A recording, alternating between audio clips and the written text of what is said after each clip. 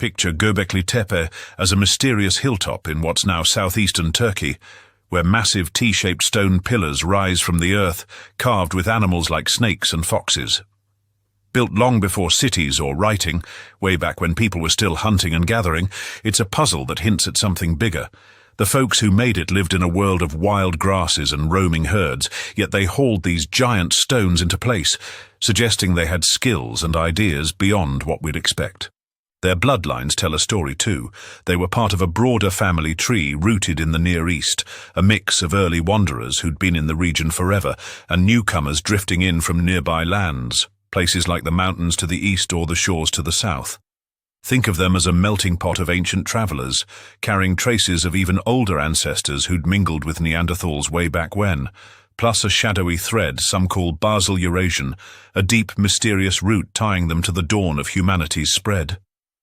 Fast forward a few thousand years, and you're in Mesopotamia, the land between the rivers, where cities like Sumer eventually sprout up in what's now Iraq and Syria.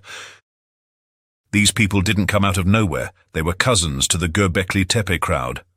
As farming took hold and villages grew, the old hunter-gatherer ways faded, but the family ties lingered. Mesopotamia's people blended the Göbekli Tepe legacy with newcomers from the eastern hills. Think rugged herders bringing their own traditions, and a sprinkle of folks from the south near the sea. Their roots still echoed that mix of ancient wanderers and Neanderthal whispers, with that same deep thread running through them. But life by the rivers added new flavors. Trade and movement brought in hints of far-off places, maybe even a whisper from the edges of Asia. It's like they took the Göbekli Tepe spark and fanned it into a flame, building a world of mud-brick towns and stargazing priests. Now shift your gaze to Egypt, where the Nile carves a green ribbon through the desert. By the time pharaohs and pyramids rise, it's a different scene, but the story's connected. Egypt's people came from a similar stock, those early Near Eastern farmers who'd spread out from places like Göbekli Tepe's neighborhood. They mixed with locals who'd roamed North Africa, folks who knew the sands and the savannas, creating a blend that felt both familiar and unique. Like their Mesopotamian kin, they carried that ancient thread, touches of Neanderthal and that deep, elusive root. But Egypt leaned more toward the sea and the south, pulling in a bit of flavor from across the continent over time. It's as if they took the same family recipe and spiced it differently, shaped by the Nile's rhythms instead of Mesopotamia's dusty plains. So what links these three? It's like they're branches on the same old tree. Göbekli Tepe's people were the trunk, early movers who spread out as the world changed. Some headed south and east, planting the seeds for Mesopotamia's cities. Others drifted toward the Levant, setting the stage for Egypt's rise along the Nile. They shared a common heritage, a mix of those first wanderers who'd fanned out across the Near East, picking up bits of Neanderthal along the way and carrying that shadowy, ancient essence. But they weren't carbon copies. Mesopotamia got a boost from Eastern hillfolk, giving it a rugged edge. Egypt blended in some North African soul, shaped by desert and river. Göbekli Tepe stayed closer to the raw wild roots before farms and kings took over. Their connection isn't about one building the others, it's about a shared starting point that split into different paths as time rolled on. Think of it like a family reunion. Everyone's related, but they've all got their own stories.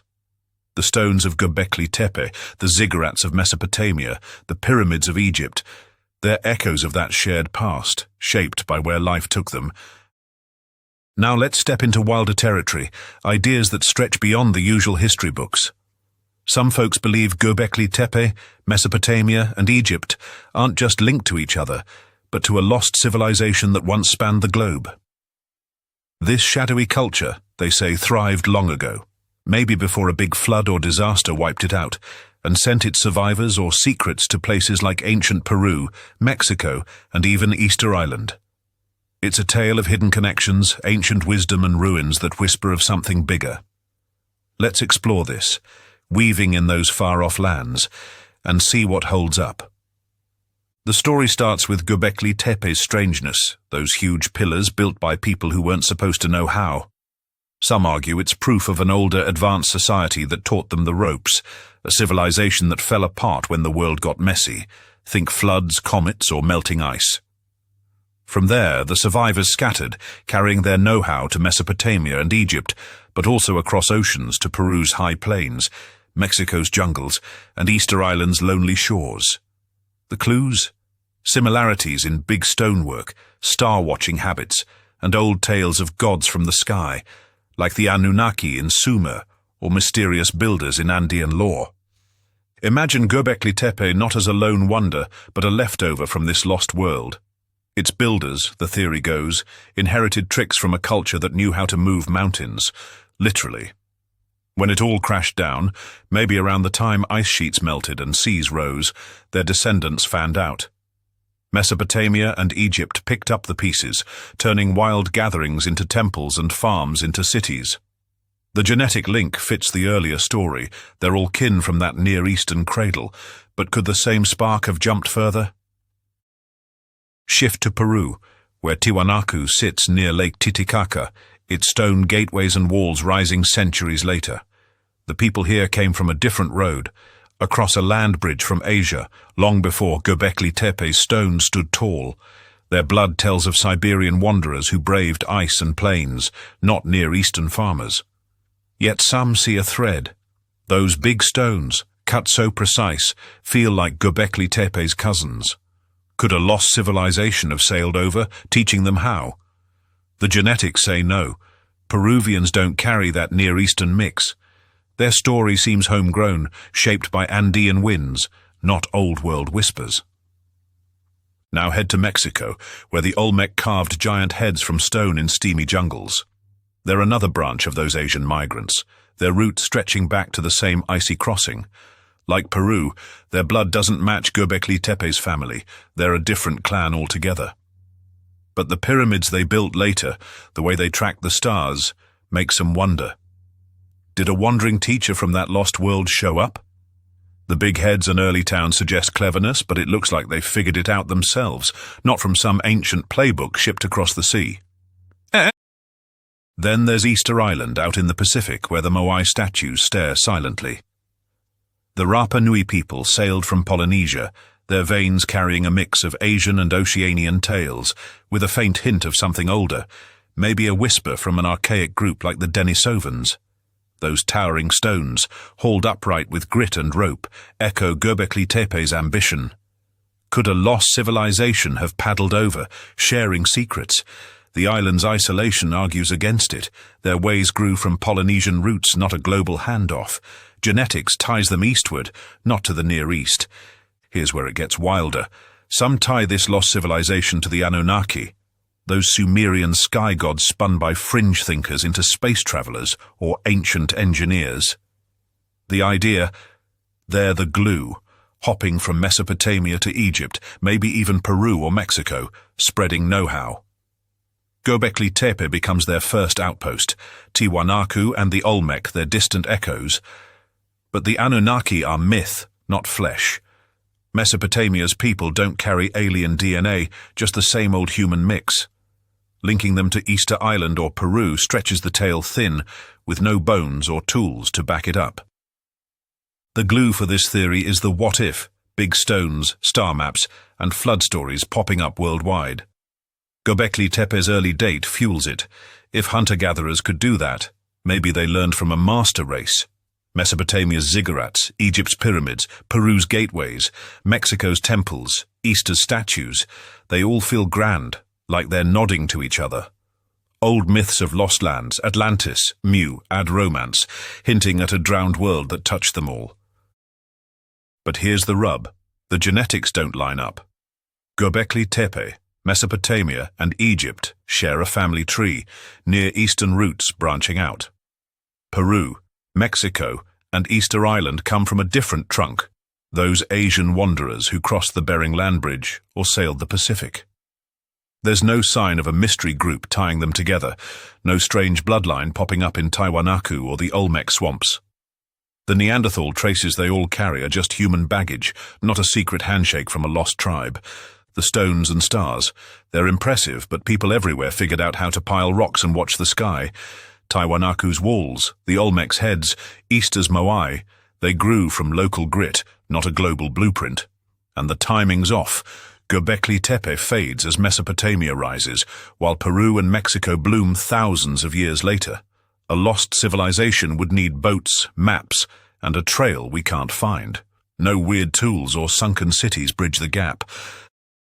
Let's play devil's advocate. Suppose a small band, smart, seafaring, did roam the world after a big collapse. They dodge the genetic radar, leaving no kids, just ideas.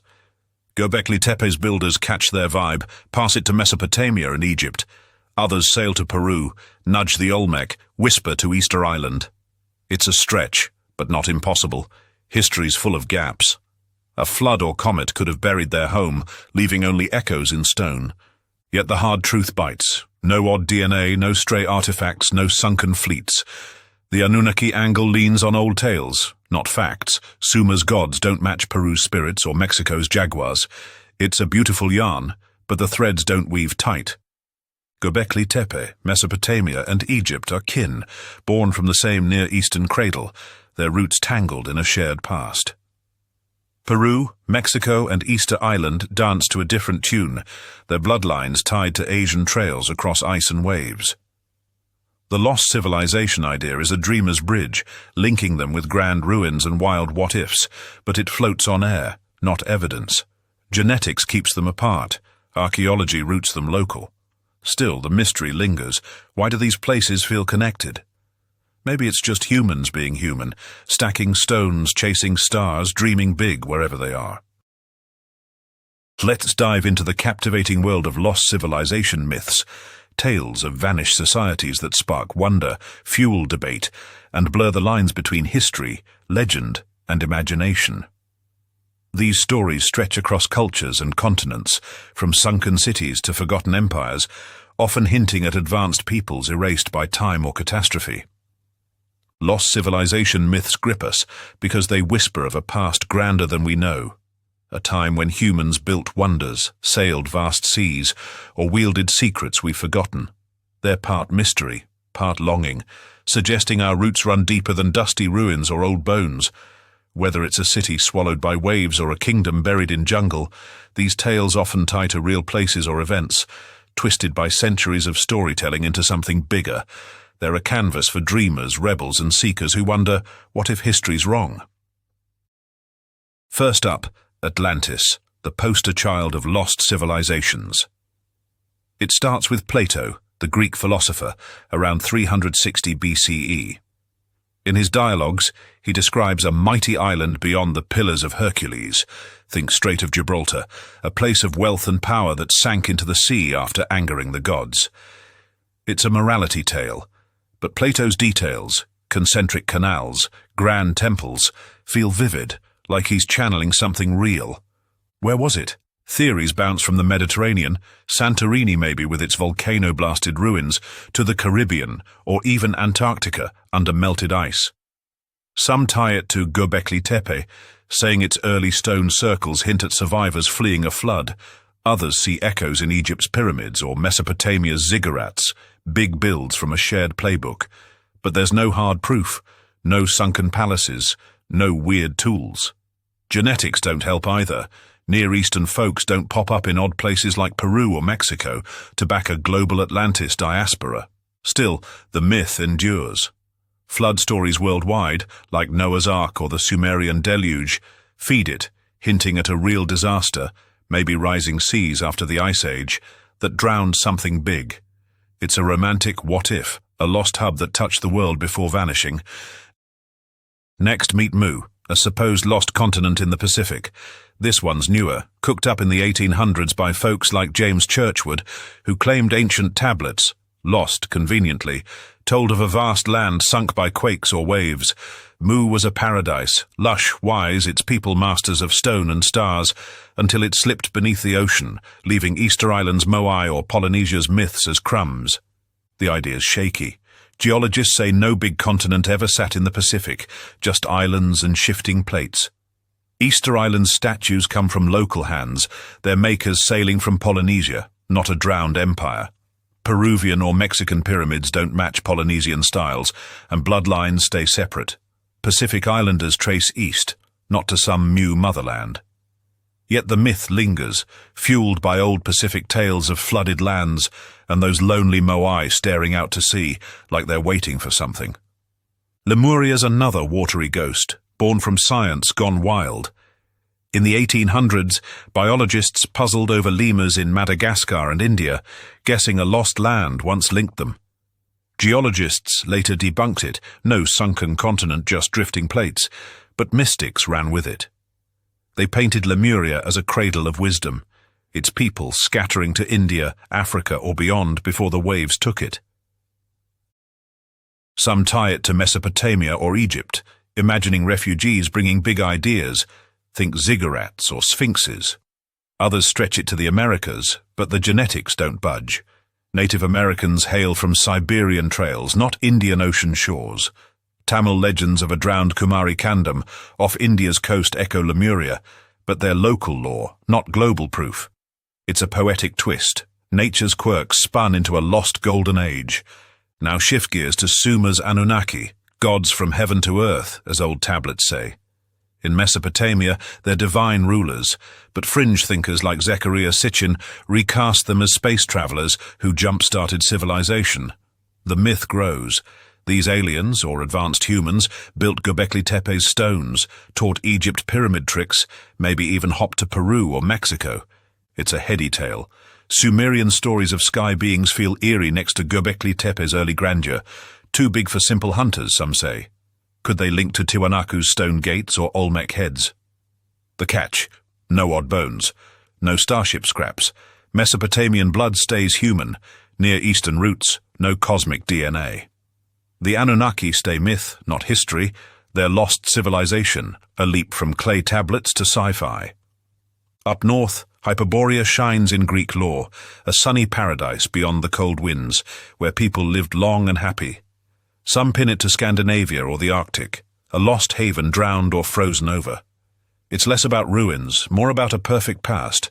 Think a blueprint for later wonders like Stonehenge or Egypt's temples. No traces linger, no Hyperborean genes in Europe's mix, no ice-buried cities. It's a dream of what could have been, maybe tied to real warmth before the Ice Age clamped down. Could its people have wandered south, sparking Mesopotamia? It's a stretch, genetics and dirt say no, but the glow of a northern cradle still enchants. Floods weave through many myths, Sumer's waters, Egypt's chaos tales, Peru's mountain-high waves, even Polynesia's soggy legends. The Bible's Noah ties them together, but they're everywhere. Some see this as proof of a lost civilization drowned out, its bits washing up in Göbekli Tepe or Tiwanaku. Real floods, like melting ice 12,000 years ago, could have swamped coasts, birthing these stories. Göbekli Tepe's timing fits, popping up as waters rose, but it's local, not global. The Americas and Easter Island tell their own flood tales, yet their roots stay apart. No shared survivor's blood. From Tibet comes Shambhala, a secret realm of peace and wisdom, tucked in mountains or another dimension. Buddhist texts hint at it, a place guiding humanity from afar. Some link it to lost cities in Asia, others to a global network touching Egypt or Mexico. It's less about ruins, more a spiritual echo. Could its masters have whispered to Mesopotamia's priests or Peru's stargazers? No map leads there, no bones mark it. It's a myth of the mind, beautiful but untraceable. Genetics offer no bridge. Shambhala's a dream, not a dig site. These myths share vibes, lost glory, big disasters, scattered airs. Göbekli Tepe's stones feel like a launch pad. Too early, too bold, nudging thoughts of a teacher civilization. Mesopotamia and Egypt flow from that Near Eastern well, their big builds echoing back. Peru's Tiwanaku, Mexico's Olmec, Easter's Moai, they dazzle too, tempting links. Floods, sky gods, sunken lands weave a thread, hinting at a shared spark. But the ground shifts underfoot. Genetics split the tale. Near Easterners birthed Göbekli Tepe's kin, while Peruvians and Mexicans walked from Asia. Easter's folk sailed from Polynesia. No mystery DNA ties them, no lost tribe's footprint. The stones and stars. Humans love stacking rocks and watching skies. Maybe that's the real connection, not a global handoff. Floods happened, sure. Ice melted, seas climbed, but they hit everywhere differently, not as one big wipeout. Still, let's dream a bit. What if a clever bunch, sea roamers or star watchers, did roam before history locked in? They dodge graves and genes, leaving only tricks. How to carve a pillar, align a temple, dream of gods. Göbekli Tepe catches their spark, passes it to Mesopotamia, Egypt. Others sail to Peru, nudge the Olmec, drift to Easter. A comet or wave buries their home. Atlantis, Mu, whatever, and the world forgets. It's thin ice, no weird tools, no sunken docks, yet gaps linger. Göbekli Tepe's a riddle. Why so grand so soon? Tiwanaku's stones fit too tight for guesswork. Myths might hold smoke from a real fire, a flicker of truth twisted by time. Lost civilization myths, Atlantis, Mu, Lemuria, Anunnaki, Hyperborea, Shambhala, paint a world where the past hides giants.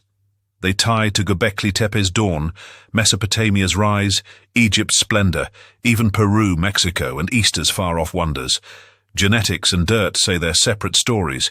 Near East here, America's there, Polynesia yonder. But the tales persist, fueled by floods, stones, and a hunger for more. They're less fact, more mirror, reflecting our itch to find roots beyond the obvious. Maybe they're just human echoes, or maybe something still buried, waiting. What's your take?